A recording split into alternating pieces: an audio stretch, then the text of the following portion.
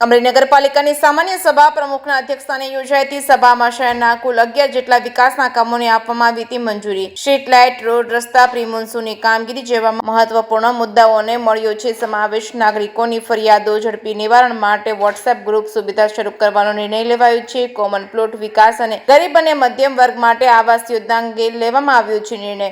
અમરેલી શહેર અને આજુબાજુના વિસ્તારોમાં 50 કિમી સુધી સબવાહિનીની સેવા શરૂ કરવાની મંજૂરી આપવામાં આવી છે। સભામાં શહેરના વિવિધ વિકાસલક્ષી મુદ્દાઓ પર ચર્ચા કરી મહત્વપૂર્ણ નિર્ણયો લેવામાં આવ્યા છે।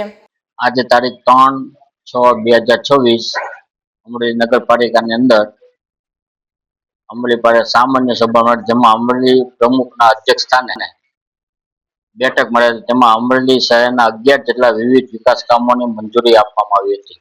એક સ્ટ્રીટ લાઇટને લાગતા મુદ્દા, રોડ રસ્તાને લાગતા મુદ્દા, પ્રી મોન્સૂનની કામગીરી, ઝડપી ફરિયાદ નિવારણ માટેની વોટ્સએપ ગ્રુપની સુવિધા તથા કોમન પ્લોટ ડેવલપિંગ તથા ગરીબ અને મધ્યમ વર્ગના લોકો માટે આવાસ બનાવવાની યોજના, અમરેલી શહેરની આજુબાજુની અંદર 50 કિલોમીટરમાં સબવાડીની સુવિધા, મહિલાઓ માટે પિંક ટોયલેટની સુવિધા।